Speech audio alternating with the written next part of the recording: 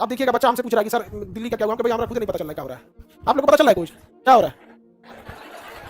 SSC protest पे Khan sir का ये बयान सुनिए। सर टीचर लोग को समझाएं, ए भाई हम ही सबसे बाहर हैं, समझाने एसोसिएशन से हम बाहर हैं, इसलिए कभी कोई नहीं कहेगा हमसे कि हम मीटिंग में कोई मैसेज किया हूँ, कब कौन बात किसको खराब लगेगा पता नहीं चलेगा। इसलिए भाई आप लोग जो कहना कहिए, हमारा समर्थन है विद्यार्थियों के लिए, हमेशा हमारा समर्थन है विद्यार्थियों के लिए। बोलना है तो बोलिए, चेयरमैन को खींच के लाइए, नहीं तो चेयरमैन को बिहार द्वारा भेजिए एक बार, बोध गया आए दर्शन करने, बस एक बार आ जाओ। अब सलाह हाथ में कहा बेचारा जाइए नहीं पाएगा, एक बार अगर चेयरमैन आ जाए। अब सबसे दुर्भाग्यपूर्ण जानते हो क्या बात है कि बच्चों को ये सवाल उठाना पड़ रहा है, जो एजेंसी में बैठे अध्यक्ष और उनकी जो एग्जाम कंट्रोलर एजेंसीज हैं उन सबको नहीं दिखाई दे रहा है। मतलब अब बच्चे बताएंगे कि धांधली हो रही है, इससे बड़ा दुर्भाग्य क्या ही हो सकता है आप बताओ। तो ये चीजें अपने आप में ही ये गलत है कि बच्चों को आना पड़ता है अपनी लड़ाई के लिए, भैया गलत हो रहा है, नकल मत कराओ। सोचो विचित्र है हम लोग, नकल मत कराओ।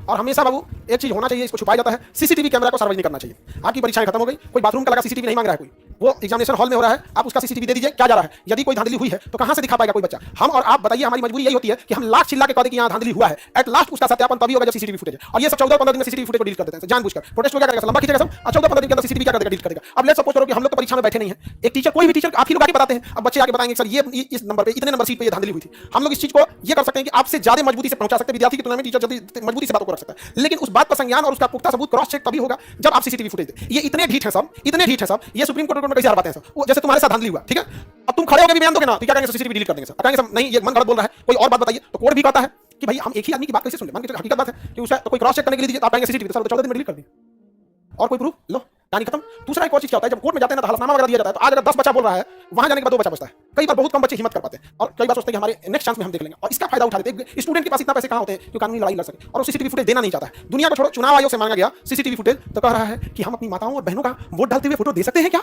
ये भैया वो पोलिंग बूथ है कि ओयो होटल है?